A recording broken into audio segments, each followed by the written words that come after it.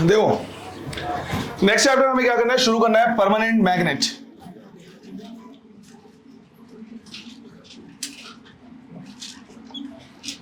इसी को कहीं कहीं पे क्लासिकल मैग्नेटिज्म भी लिखा जाता है। Classical magnetism. तो यहां पे हमें क्या करना है, दो टाइप से मैग्नेटिक फील्ड पढ़ना है। एक, अगर हमारे पास कोई बार मैग्नेट है वो, और दूसरा जिसकी डिस्कवरी हुई कि अगर कहीं पे करंट फ्लो हो रहा है तो वहां पे भी मैग्नेटिक फील्ड क्या हो सकता है, जनरेट हो सकता है। तो जहां पे करंट की वजह से मैग्नेटिक फील्ड जनरेट होता है दैट इज मॉडर्न मैग्नेटिज्म, क्योंकि उसकी डिस्कवरी क्या हुई है, बाद में हुई है, अभी रिसेंट हुई है। और एक मैग्नेट के पास या परमानेंट मैग्नेट या बार मैग्नेट या फिर मैग्नीज के एलॉय के पास भी मैग्नेटिक प्रॉपर्टी होती है, इसकी डिस्कवरी काफी पहले ऑलरेडी हो चुकी है। तो यहां पे जो हम क्या कर रहे हैं, पढ़ रहे हैं, ये कहलाएगा क्या, क्लासिकल मैग्नेटिज्म। इस चैप्टर को पढ़ने से पहले एक क्वेश्चन हमें क्या करना है, समझना है। जनरली जब भी हम क्या करते हैं, कोई भी चीज पढ़ते हैं, किसी कोई भी थ्योरी पढ़ते हैं, कोई भी डेवलपमेंट पढ़ते हैं, तो सबसे पहले पढ़ते हैं पुरानी चीजों को, और उसके बाद देखा जाता है कि उसके बाद कौन कौन सी थ्योरी दी गई है। जैसे एक सिंपल एग्जांपल है कि जब हम एटॉमिक स्ट्रक्चर क्या करते हैं, देखते हैं या एटम के बारे में पढ़ते हैं, तो हमें समझ में आता है कि सबसे पहले याद करो, सबसे पुरानी थ्योरी पढ़ी प्लम एंड पुडिंग मॉडल्स। उसके बाद फिर थोड़ा और डिस्कवर हुआ कि पता चला कि न्यूक्लियस बीच में रहता है, रदरफोर्ड का। फिर और आगे गए बोर्स, फिर बोर में भी कुछ कुछ लिमिटेशंस थे तो आगे गए और हमने पढ़ा फिर क्या, क्वांटम मैकेनिक्स। ऐसे करके हमने वहां पे डेवलपमेंट देखा। यहां पे क्वेश्चन ये है कि जो एनसीईआरटी का सीक्वेंस है वो बहुत बढ़िया सीक्वेंस है। तुमको कई बार मैंने बताया है कि जो एनसीईआरटी का सीक्वेंस है वो इतना मैटर क्यों करता है, क्योंकि एक पे बेस दूसरी होती है, फिर उस पे बेस अगला टॉपिक होता है। तो हम एक चीज सीखते जाते हैं और उस पे बेस उसके ऊपर क्या करते हैं, चीजें और भी सीखते हैं। क्वेश्चन मेरा ये है कि जब हम जनरली पुरानी चीजों को पहले पढ़ते हैं और उसके बाद क्या क्या डेवलपमेंट हुआ ये पढ़ते हैं, तो यहां पे ऐसा क्यों हुआ कि मॉडर्न मैग्नेटिज्म हमने पहले पढ़ लिया, क्योंकि करंट की वजह से भी मैग्नेटिक फील्ड हो सकता है। ये रिसेंट डिस्कवरी है, ये बात की डिस्कवरी है। और जो पहले से ऑलरेडी पता है क्लासिकल मैग्नेटिज्म, इसका चैप्टर जो ये चैप्टर है वो बाद में है। कभी सोचा इस तरह से कि ऐसा क्यों कि मॉडर्न हमने पहले पढ़ लिया और क्लासिकल हम बाद में पढ़ रहे हैं?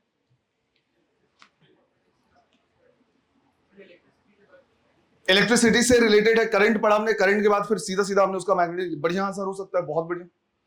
और कुछ है ना, एक तो ये कि सर पहले हमने करंट इलेक्ट्रिसिटी पढ़ा, फिर करंट इलेक्ट्रिसिटी की ही वजह से क्या होता है, मैग्नेटिक फील्ड जनरेट हो रहा है, तो उसी के साथ साथ हमने वो भी पढ़ लिया। एक अच्छा आंसर हो सकता है, कोई भी उसमें वो नहीं है।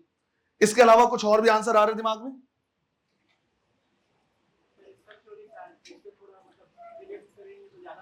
ज्यादा सही समझ में आएगी। इसकी जो थ्योरी है उसको मॉडर्न से रिलेट करेंगे तो ज्यादा सही में समझ में आएगा। राइट, आंसर यही है, थोड़ा मोड़ा समझो। एक मैग्नेट या बार मैग्नेट जो है वो बहुत पहले से क्या है, ऑलरेडी डिस्कवर्ड है। मैग्नेट कोई नई चीज नहीं थी, काफी पुरानी चीज थी। बस ये नहीं पता था कि करंट फ्लो होगा तो उसकी वजह से भी क्या हो सकता है, मैग्नेटिक बिहेवियर हो सकता है, मैग्नेटिक प्रॉपर्टी हो सकती है। मैग्नेट के बारे में लोगों को ऑलरेडी क्या है, बहुत पहले से पता था। लेकिन कोई मैग्नेट मैग्नेट की ही तरह बिहेव क्यों करता है, इसका जो कोर कॉन्सेप्ट है, इसका जो बेसिक कॉन्सेप्ट है, वो छुपा है मॉडर्न मैग्नेटिज्म में। हमारे पास अलग अलग टाइप के मटेरियल होते हैं, उनमें से कुछ को हम फेरोमैग्नेट बोलते हैं, कुछ को पैरामैग्नेटिज्म, कुछ को डायमैग्नेट, अलग अलग टाइप के मटेरियल होते हैं। ये मैग्नेट की तरह कुछ जो क्या बोलते हैं, हमारे पास मटेरियल है, कुछ मैग्नेट की तरह बिहेव कर सकते हैं, कुछ नहीं करते हैं। इसका जो कॉन्सेप्ट छुपा है वो छुपा है कहां पे, मॉडर्न मैग्नेटिज्म में। जैसे अगर हम क्या करें, ये मान के चले कि हमारे पास कोई आयरन का मान लो क्या है टुकड़ा है। अब हमने ऑलरेडी क्या किया है, सीखा है कि आयरन का टुकड़ा अगर हमारे पास रखा हुआ है, ये हमने बचपन में भी एक्सपेरिमेंट किया है, तो जनरली वो दूसरे आयरन के टुकड़े के साथ अट्रैक्ट या रिपेल नहीं होता। लेकिन अगर इसी को थोड़े देर के लिए किसके साथ रख दे, मैग्नेट के साथ रख दे, किसी दूसरे मटेरियल के साथ रख दे, और उसके बाद हम इसको निकालें और फिर दूसरे मैग्नेट के साथ रखें या दूसरे आयरन के टुकड़े के साथ रखें, तो उसको क्या करता है, अट्रैक्ट करता है। अब यहां पे कि भाई कोई भी बार मैग्नेट की तरह क्यों बिहेव करता है, या कोई लोहे का टुकड़ा मैग्नेट की तरह क्यों बिहेव करता है, इसका जो आंसर छुपा हुआ है वो छुपा है किसमें, मॉडर्न मैग्नेटिज्म में। इसलिए हमने पहले मॉडर्न मैग्नेटिज्म क्या किया, पढ़ लिया, उसके बाद हम क्लासिकल मैग्नेटिज्म पढ़े। अब आंसर कैसे छुपा हुआ है, हमें पता है कि मान लो आयरन का हम क्या करें, टुकड़ा लेते, उसमें बहुत सारे एटम है। अगर बहुत सारे एटम हैं तो एटम के चारों तरफ क्या कर रहे हैं, इलेक्ट्रॉन्स रिवॉल्व कर रहे हैं, मतलब न्यूक्लियस के चारों तरफ क्या कर रहे हैं, इलेक्ट्रॉन रिवॉल्व कर रहे हैं। अब न्यूक्लियस के चारों तरफ अगर इलेक्ट्रॉन रिवॉल्व करेगा तो जैसे भी क्या होगा, उसका स्पिन होगा क्लॉकवाइज या एंटी क्लॉकवाइज, उसके अपोजिट डायरेक्शन में क्या फ्लो होगा, करंट फ्लो होगा। और जहां पे भी करंट फ्लो होगा वहां पे क्या वो हो रहा है, मैग्नेटिक फील्ड जनरेट हो रहा है। तो जहां जहां पे करंट फ्लो हो रहा है वहां वहां पे क्या हो रहा है, मैग्नेटिक फील्ड जनरेट हो रहा है।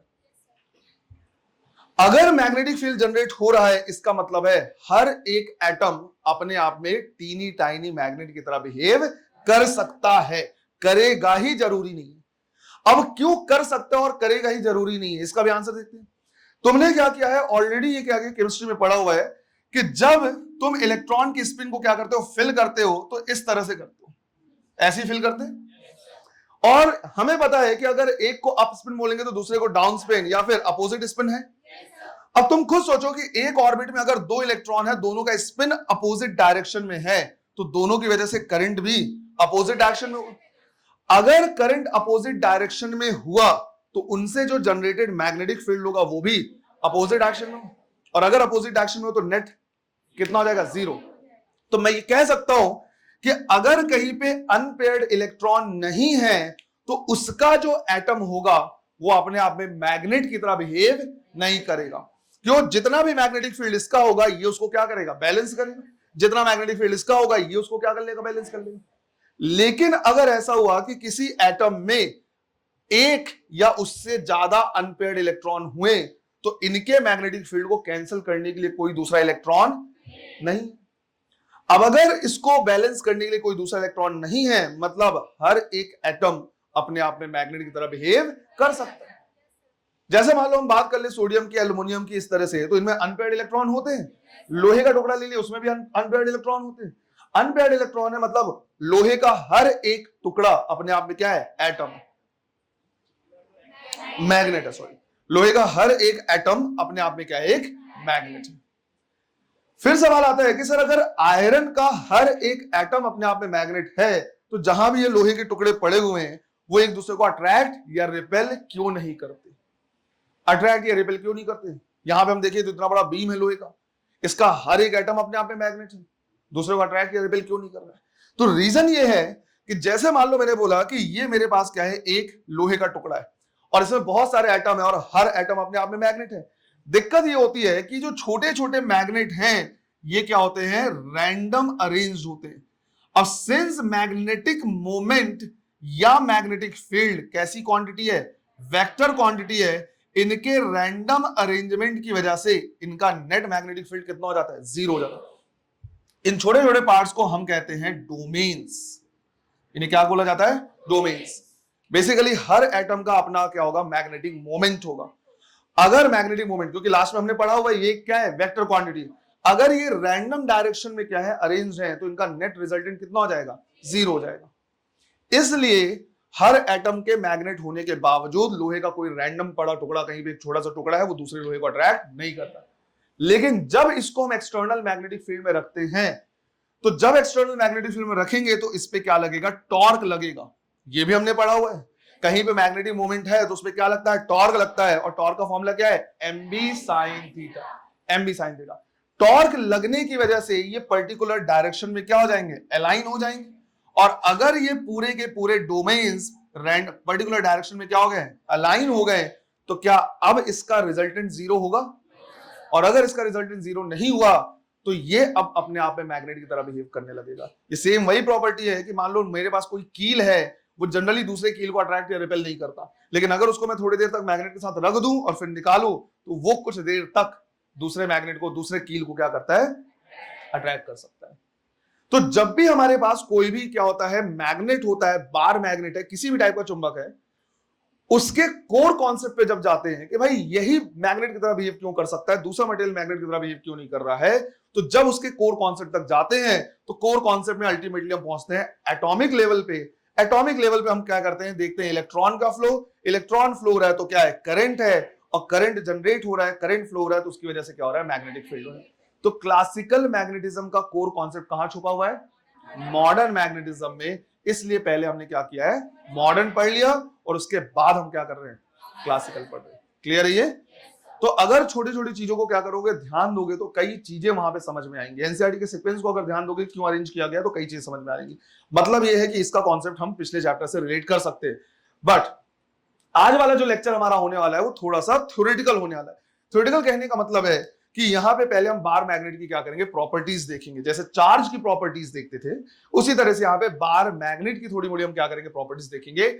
और इस बार मैग्नेट, जो बार मैग्नेट होगा वो हमेशा एक डाइपोल के फॉर्म में होगा, तो इसको हम कंपेयर करेंगे किससे, इलेक्ट्रिक डाइपोल से। आई होप कि इलेक्ट्रिक डाइपोल में जो जो फॉर्मूले हमने क्या किए सीखे हैं वो सब तुमको याद होंगे, क्योंकि वहां पे हमने सारे डेरिवेशन देख लिए कि पोटेंशियल एनर्जी कितना होगा, टाइम पीरियड ऑफ ऑसिलेटिंग कितना होगा, अगर कोई इलेक्ट्रिक डाइपोल ऑसिलेट कर रहा है ना, इसका क्या बोलते हैं टॉर्क कितना लगेगा, ये सारे डेरिवेशन हमने ऑलरेडी क्या किए देखे। तो यहां पे हम डेरिवेशन नहीं देखने वाले बल्कि कंपेयर करके लिखने वाले हैं। और मैंने उस टाइम पे भी तुमको बोला था कि इलेक्ट्रिक डाइपोल में जो भी चीजें देख रहे हैं एज इट इज कहां पे आएगा, मैग्नेटिक डाइपोल में, है ना। तो आज थोड़ा सा थ्योरेटिकल क्लास होने वाली है हमारी। यहां पे हम क्या करने वाले हैं, प्रॉपर्टीज लिखने वाले हैं। तो टॉपिक डालना है तुमको,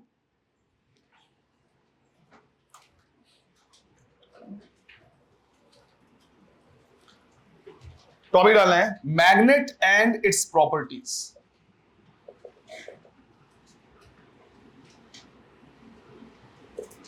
magnet and its properties.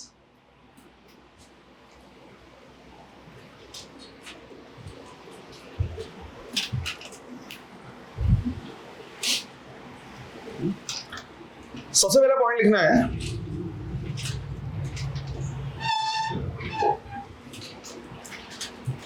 in a bar magnet, attractive or repulsive property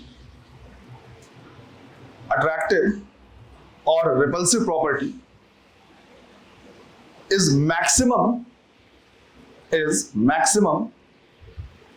at the ends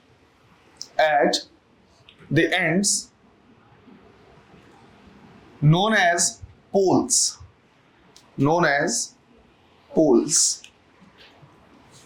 तो सिंपल पॉइंट है कि अगर मान लो यहां पे मेरे पास एक मैग्नेट है, बार मैग्नेट, और यहां पे आयरन के बुरादे में यहां पे बिल्कुल चूरा लूं और सब तरफ वो कर दूं, बिखेर दूं, तो सबसे ज्यादा जो अट्रैक्टिव या रिपल्सिव प्रॉपर्टी, फिलहाल तो क्या रहेगा, आयरन के साथ अट्रैक्टिव होगा, वो कहां रहेगा, एंड में रहेगा। सबसे ज्यादा जो अट्रैक्ट करेगा वो कहां पे करेगा, एंड में करेगा। और उसके बाद जैसे जैसे इधर आते जाएंगे थोड़ा सा क्या होता जाएगा, कम होता जाएगा, और मिडिल में जो प्रॉपर्टी होगी सबसे कम होगी। तो जहां पे अट्रैक्टिव या रिपल्सिव प्रॉपर्टी सबसे ज्यादा होती है उनको हम बोलते हैं क्या, पोल्स। और ये हमेशा डाइपोल के ही फॉर्म में रहेगा, मतलब हमेशा इसके पास क्या रहेंगे, दो पोल्स रहेंगे, है ना। इनको साथ में ड्रॉ करते जाना है, कुछ नहीं।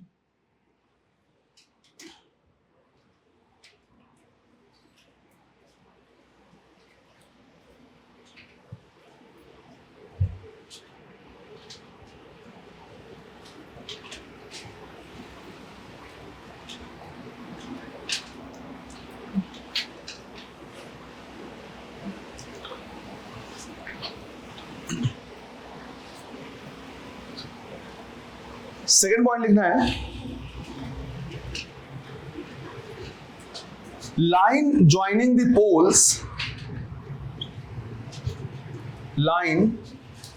the poles is called magnetic axis। Line joining the poles is called magnetic axis, and a plane joining the poles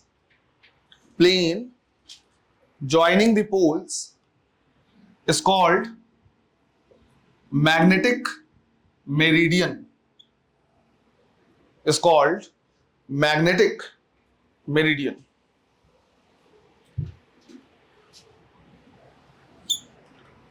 मतलब ये हुआ कि अगर एक हमने क्या किया है, इस तरह का मैग्नेट दिया है, ये नॉर्थ है और ये साउथ पोल है।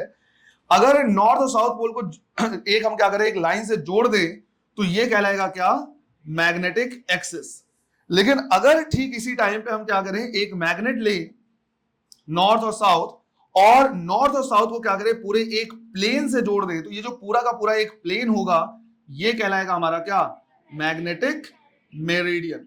थ्री डायमेंशनल ऑब्जेक्ट में मैग्नेटिक मेरिडियन जो होता है वो क्या होता है, ज्यादा यूजफुल होता है। जैसे जब हम अर्थ की बात करेंगे तो अर्थ का नॉर्थ और साउथ पोल जो है अर्थ के काफी अंदर में होगा। तो यहां पे जैसे मान लो सरफेस की बात करें तो मैग्नेटिक एक्सिस नहीं मिलेगा, हमें क्या मिलेगा, मैग्नेटिक मेरिडियन, क्योंकि पूरे एक प्लेन से हम क्या करेंगे, ज्वाइन करेंगे। तो टर्म्स क्या है, थोड़े थोड़े से उसको ध्यान रखना है। तीसरा पॉइंट लिखना है, length of a bar magnet, length of a bar magnet is called geometrical length, is called geometrical length, whereas length between the poles, length between the poles is called magnetic length, is called magnetic length.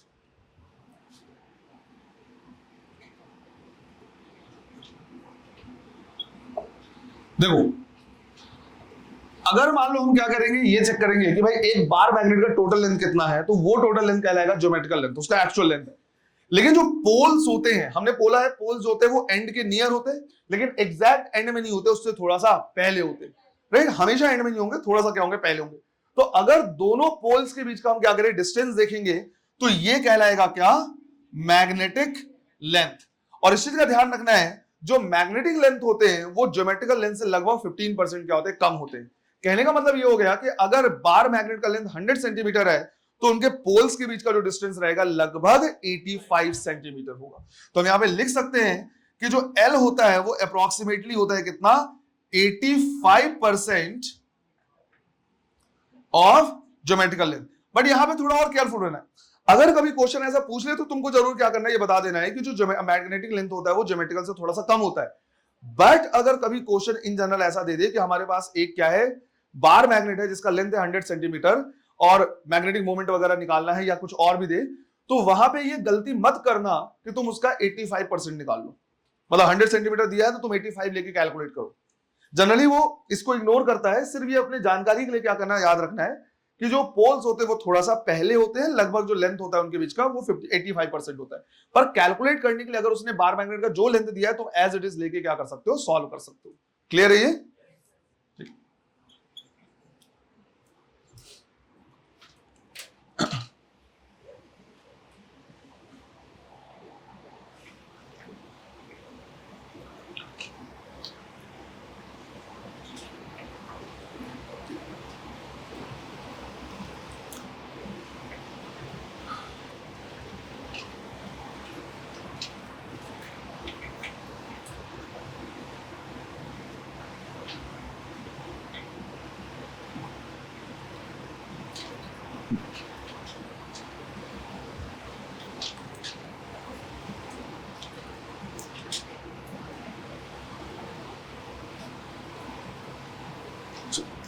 Next point लिखना है, magnetic lines of force, magnetic lines of force starts from north, magnetic lines of force starts from north and ends in south, starts from north and ends in south, bracket में लिखना है outside the magnet,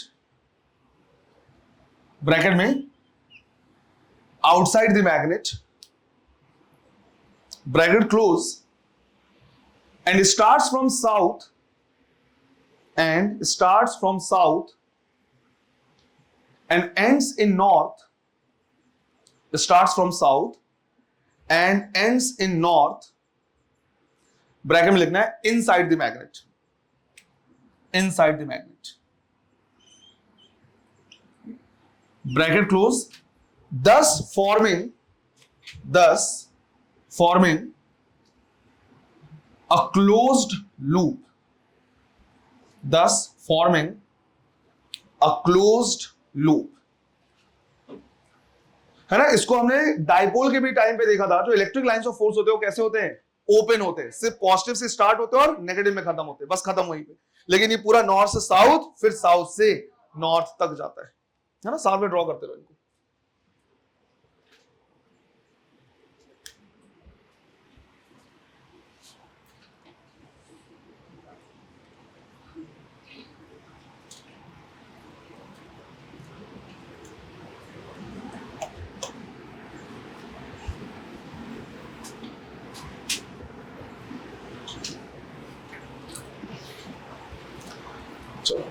next में लिखना है the attractiveness and repulsiveness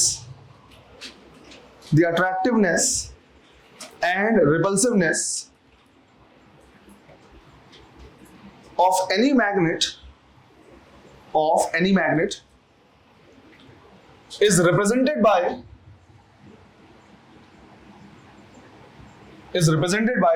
pole strength.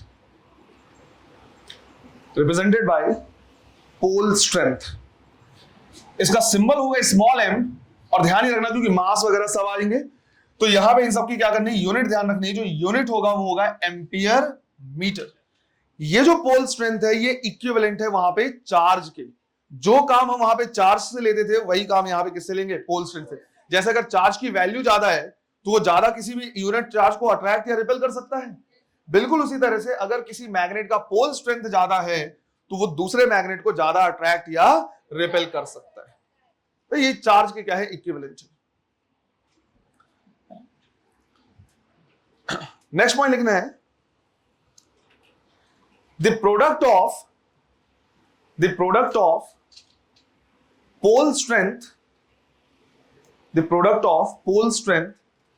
and magnetic length is known as magnetic moment.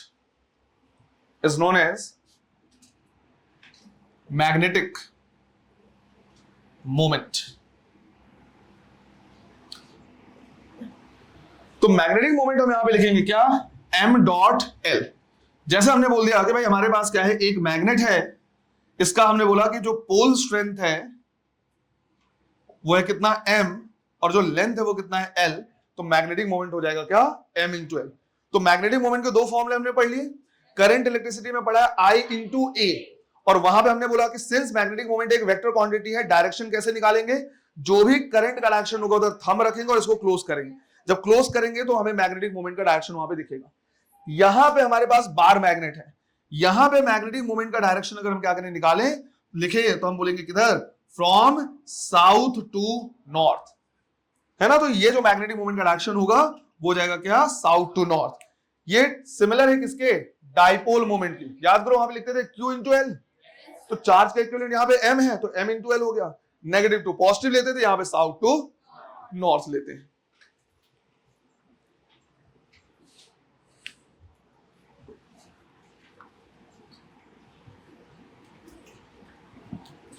यहां पे simple सा question लिखना है मैग्नेटिक मोमेंट का ही।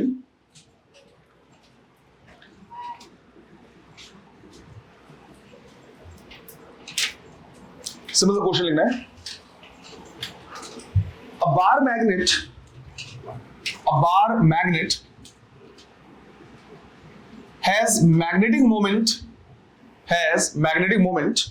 capital M, has magnetic moment capital M.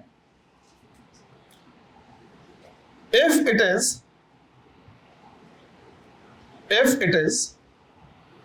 converted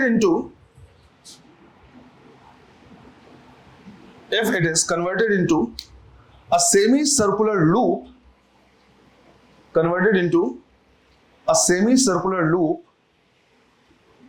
then what will be its magnetic moment? What will be its magnetic moment? Try करो एक बार। Length दोनों पे डिपेंड करता है।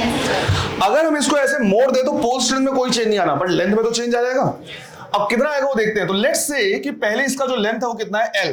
तो शुरू में मैग्नेटिक मोमेंट जो हमने लिखा है वो लिखा है m इंटू एल, यही लिखेंगे, ये मानते हुए कि पोल स्ट्रेंथ कितना है, स्मॉल m है, m इंटू एल। अब अगर हम इसको ऐसे फोल्ड कर दें तो भाई इसका मान लिया कितना, रेडियस कितना है, r। तो अब इसका मैग्नेटिक मोमेंट हम कितना लिखेंगे, m इंटू दोनों पोल के बीच का डिस्टेंस कितना है, 2r है। क्योंकि मैंने मैग्नेटिक मोमेंट में लिखवाया product of pole strength and magnetic length, और मैग्नेटिक लेंथ का मतलब लिखवाया हुआ है दोनों पोल के बीच का डिस्टेंस, है ना। हमें ज्योमेट्रिकल लेंथ नहीं लेना, मैग्नेटिक लेंथ लेना है। बट दिक्कत ये है कि r तो हमने मन से मान लिया है, हमें इसको रिप्लेस करना पड़ेगा। तो देखो ये जो लेंथ रहेगा ये तो टोटल कितना रहेगा, l रहेगा, और इसको मैं चाहूं तो पाई r के बराबर भी लिख सकते हैं भाई। टोटल 2 बाई r होता है तो हाफ कितना, पाई r। तो यहां से मैं लिख सकता हूं m dash is equal to m into 2 और रेडियस कितना हो जाएगा l बाई पाई, तो ये हो गया 2 times of ml by pi, और ml को रिप्लेस किया जा सकता है कैपिटल M से, तो m डैश कितना हो जाएगा 2m बाई पाई, है ना। आंसर हमें इसी के टर्म में देना और इसके अलावा कॉन्स्टेंट्स आ सकते हैं, तो आंसर कितना हो जाएगा 2m बाई पाई, है ना, डिक्रीज हो जाएगा, लेंथ डिक्रीज हो इसलिए। नेक्स्ट पॉइंट लिखना है repulsion is the sure test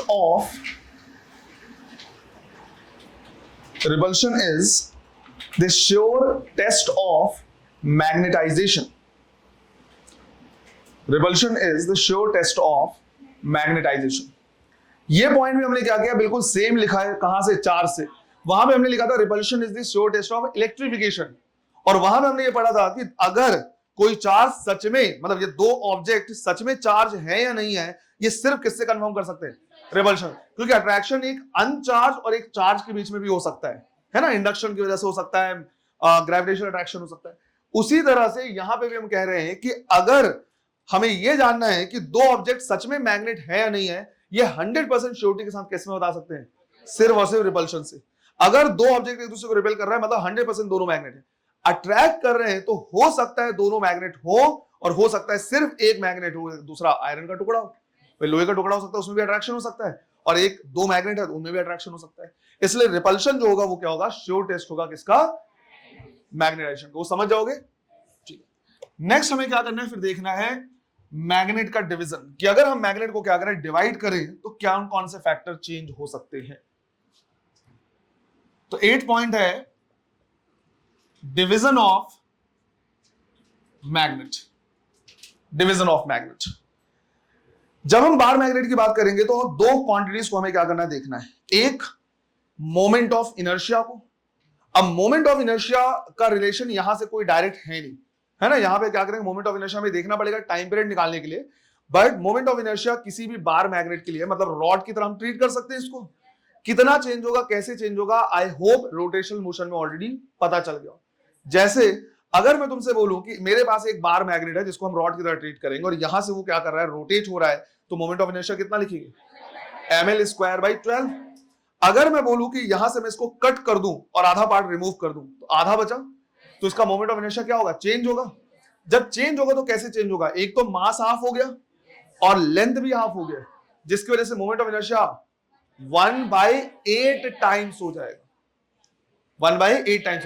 मैं इसको लिखाना नहीं चाहता, जिनको नहीं समझ में आया मैं एक बार बता दे रहा बस, कि जैसे मान लो मैंने बोला कि मेरे पास जो मैग्नेट है इसका मास है m, मास कितना है m, और लेंथ कितना है l, यहां से हम रोटेट कर रहे हैं, मोमेंट ऑफ इनर्शिया है I, और I की वैल्यू क्या लिखेंगे हम, 1/12 ml स्क्वायर। अगर मान लो मैंने क्या किया, इसको ब्रेक कर दिया यहां से अबाउट द एक्सिस, तो लेंथ कितना हो गया l/2, मास भी कितना हो जाएगा m/2। अब अगर मैं मोमेंट ऑफ इनर्शिया लिखूं तो मैं लिखूंगा 1/12 m/2 l/2 का होल स्क्वायर, तो ये हो जाएगा 4 × 2 8, तो 1/8 ऑफ 1/12 ml स्क्वायर, तो I/8। अगर n पार्ट में डिवाइड करेंगे तो I डिवाइड बाई n का क्यूब। क्लियर, ये ऐसे, तो ये पार्ट का मैग्नेटिज्म से कोई रिलेशन नहीं, रोटेशनल मोशन में आना चाहिए। इसी तरह से डिवाइड करने का एक तरीका ऐसे भी हो सकता है, अलोंग द एक्सिस, एक परपेंडिकुलर टू एक्सिस और दूसरा along the axis. Along the axis अगर हम क्या करेंगे, डिवाइड करेंगे, तो सिर्फ मास हाफ होगा, लेंथ में कोई चेंज, तो मास के हाफ होने की वजह से मोमेंट ऑफ इनर्शिया क्या हो जाएगा, हाफ हो जाएगा। तो अगर n पार्ट में डिवाइड करेंगे तो I/n। क्लियर है ये, ठीक। तो इस पार्ट को हम नहीं देख रहे हैं, हम क्या कर रहे हैं, मैग्नेटिक मोमेंट और पोल स्ट्रेंथ वाले पार्ट को देख रहे हैं, है ना। हमें मोमेंट ऑफ इनर्शिया से यहां पे कुछ वो नहीं, रोटेशन में हमने ऑलरेडी पढ़ा हुआ है। तो लेट्स से कि हमारे पास में यहां पे क्या है, एक मैग्नेट है, नॉर्थ पोल है, साउथ पोल है, और इसका पोल स्ट्रेंथ कितना है, m है, पोल स्ट्रेंथ m है। यहां पे मास m था, यहां पे हम पोल स्ट्रेंथ की बात कर रहे हैं, और हमने कहा कि भाई इसका जो लेंथ है वो कितना है l, तो इसका जो मैग्नेटिक मोमेंट हो जाएगा वो कितना हो जाएगा, m × l। अब इसको हम क्या कर रहे हैं, डिवाइड कर रहे हैं। दो तरीके से डिवाइड कर सकते हैं, एक परपेंडिकुलर टू एक्सिस और दूसरा पैरेलल टू एक्सिस। तो पहले हम डिवाइड कर रहे हैं परपेंडिकुलर टू एक्सिस, कहने का मतलब ये हुआ कि इसको हम यहां से डिवाइड कर दे रहे हैं। जब यहां से डिवाइड करेंगे तो हमें दो इस तरह के मैग्नेट मिलेंगे। जैसे ये नॉर्थ पोल साउथ था, तो ये नॉर्थ, ये साउथ, ये नॉर्थ, और ये वापस से हमको दो डाइपोल मिल जाएंगे। अब किसी एक डाइपोल को अगर हम क्या करें, चेक करें, तो लेंथ जो हो जाएगा वो कितना हो जाएगा, इसका हाफ हो जाएगा। बट ध्यान ये रखना है, पोल स्ट्रेंथ में कोई चेंज नहीं आएगा। पोल स्ट्रेंथ बेसिकली ये बताता है कि अगर कहीं पे हमारे पास कोई मैग्नेट है तो यहां पे कितने डोमेन्स हैं। जितने ज्यादा डोमेन्स होंगे उतना ही ज्यादा वो अट्रैक्ट या रिपेल कर सकता है। यहां से अगर तुम डिवाइड कर दो तो क्या यहां पे नंबर ऑफ डोमेन्स में कोई भी चेंज आया? नहीं। तो नंबर ऑफ डोमेन्स में अगर कोई चेंज नहीं आया तो अभी भी उतने ही उससे अट्रैक्ट या रिपेल कर सकता है। पोल स्ट्रेंथ में कोई चेंज नहीं आता है, पोल स्ट्रेंथ में कोई चेंज नहीं आएगा। लेकिन इसका जो मैग्नेटिक मोमेंट हो जाएगा वो लेंथ के हाफ होने की वजह से कितना हो जाएगा, हाफ हो जाएगा। अब ml/2 लिखेंगे तो ये कितना हो जाएगा, m/2। तो परपेंडिकुलर टू एक्सिस अगर हम क्या करेंगे, डिवाइड करेंगे, तो पोल स्ट्रेंथ में कोई चेंज नहीं, लेंथ के हाफ होने की वजह से मैग्नेटिक मोमेंट क्या हो जाएगा, हाफ हो जाएगा। दूसरा हमारे पास रहेगा पैरेलल टू एक्सिस। कहने का मतलब ये हो गया, ये नॉर्थ पोल है, ये साउथ पोल है, यहां से हम इसको क्या कर दे रहे हैं, डिवाइड कर रहे हैं। जब यहां से हम इसको डिवाइड करेंगे तो हमको यहां पे दो मैग्नेट मिलेंगे, लेकिन दोनों का जो लेंथ होगा वो अभी भी क्या होगा, सेम होगा, राइट, नॉर्थ साउथ। लेकिन नंबर ऑफ डोमेन्स यहां पे डिक्रीज होने की वजह से पोल स्ट्रेंथ क्या हो जाएगा, हाफ हो जाएगा। तो इसका पोल स्ट्रेंथ भी m/2 और इसका पोल स्ट्रेंथ भी कितना, m/2। अब किसी एक का मैग्नेटिक मोमेंट में निकालूं तो पोल स्ट्रेंथ हाफ हो गया है, लेंथ उतना है, तो ये ml/2 या फिर m/2। तो चाहे तुम उसको परपेंडिकुलर टू एक्सिस या पैरेलल टू एक्सिस कैसे भी डिवाइड करो, एक बार लेंथ हाफ होने की वजह से मैग्नेटिक मोमेंट हाफ हो रहा है, और दूसरे बार पोल स्ट्रेंथ हाफ होने की वजह से मैग्नेटिक मोमेंट क्या हो जा रहा है, हाफ हो जा रहा है। इसी तरह से इसको n पार्ट में डिवाइड करेंगे तो m/n, इसको n पार्ट में डिवाइड किया तो m/n।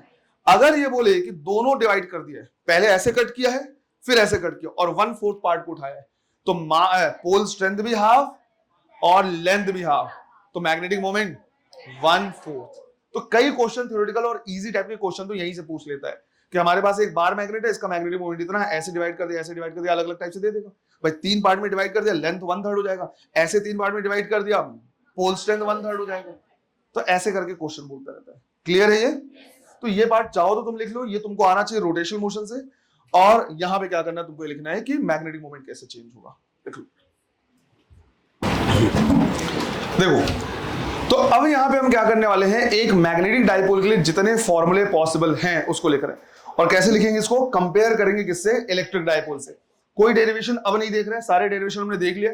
अगर डेरिवेशन करने का मन हो तो जहां जहां पे P है मैग्नेटिक डाइपोल मोमेंट, वहां पे M रख दो। जहां पे इलेक्ट्रिक फील्ड E था वहां पे क्या रख दो, राइट, यहां पे मैग्नेटिक फील्ड B रख दो। एज इट इज डेरिवेशन रहेगा। सिर्फ एक ही डिफरेंस रहेगा, वो मैंने तुमको बताया है, और वो है मोमेंट ऑफ इनर्शिया का। जब हम इलेक्ट्रिक डाइपोल लेते हैं तो 2 पॉइंट चार्ज रहते हैं, पॉइंट चार्ज का मास है और यहां से L डिस्टेंस पे या L/2 डिस्टेंस पे, जैसा भी रहेगा वो रहेगा। जब हम मैग्नेटिक मोमेंट की बात करते हैं, मैग्नेटिक डाइपोल की बात करते हैं, तो उसको एज अ रॉड ट्रीट करेंगे। तो मोमेंट ऑफ इनर्शिया जो दोनों का रहेगा वो क्या रहेगा, अलग अलग रहेगा। क्लियर है ये? तो टॉपिक डालना और इसको बिल्कुल साथ साथ लिखना बेटा, बिल्कुल साथ साथ लिखना है ना। एक तरीके से तुम्हारा इलेक्ट्रिक डाइपोल का क्या है, ये रिविजन है ना, रिविजन है। तो यहां लिखना है, टॉपिक डालना है, comparison between electric dipole and magnetic dipole. Comparison between electric dipole and magnetic dipole. और एक वो बनाना है, हमें टेबल बनाना है जिसमें एक साइड हमको क्या करना है, लिखना है इलेक्ट्रिक डाइपोल,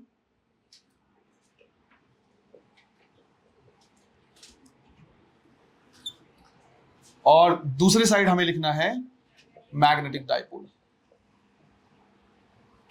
दूसरी साइड लिखना है मैग्नेटिक डाइपोल, राइट। और बिल्कुल इसको साथ साथ लिखते जाओ।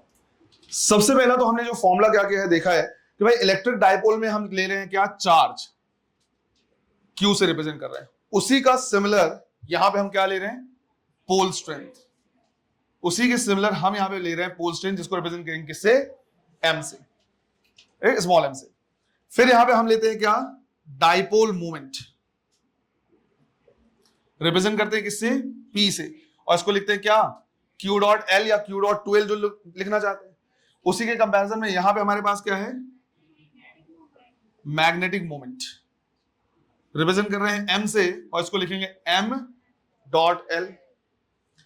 फिर जब इलेक्ट्रिक डायपोल हमने क्या क्या पढ़ा है, तो इलेक्ट्रिक डायपोल का इलेक्ट्रिक फील्ड पढ़ा है ना। तो electric field at general point, कोई बताएगा फॉर्मूला? राइट, के की जगह पे 1/4 पाई एप्सिलॉन, राइट। फिर आगे under root P under root 3 cos square theta plus 1 divide by cube. ये ध्यान रखना, जब इलेक्ट्रिक फील्ड डायपोल से निकालोगे तो नीचे में क्या लिखना है, आर क्यूब लिखना है। फिर इसमें भी दो केसेस देखा था हमने। पहला कहां पे, एट एक्सिस। एक्सिस की बात करेंगे तो थीटा की वैल्यू 0 हो जाएगा, तो 3 + 1 4 से बाहर निकले कितना 2, तो ये हो जाएगा electric field 1/4 pi epsilon naught 2p divide by R cube, और 2 kp बाई आर क्यूब लिख लेते थे। और दूसरा पॉइंट क्या होता था, at equatorial. At equatorial, equatorial में थीटा की वैल्यू 90 डिग्री, तो ये 0 हो गया, बचा 1, तो ये जाएगा सिंपल सा p बचेगा बस। तो इलेक्ट्रिक फील्ड क्या हो जाएगा 1/4 pi epsilon naught p by R cube. बिल्कुल सिमिलर यहां पे होता है, बिल्कुल सिमिलर यहां पे होता है। अगर हम क्या करें, मैग्नेटिक फील्ड देखें at general point, magnetic field at general point, तो यहां पे आ जाएगा b। 1/4 पाई एप्सिलॉन नॉट जो कांस्टेंट है उसकी जगह पे क्या आएगा, म्यू नॉट बाई 4 पाई, उसकी जगह पे आ जाएगा म्यू नॉट बाई 4 पाई। जहां पे p है वहां पे क्या लिखेंगे, m under root 3 cos square theta plus 1 divide by R cube. और इसी तरह से पहला अगर हम क्या करें, देखेंगे कहां पे, एक्सियल पॉइंट पे, तो mu naught by 4 pi 2m by R cube.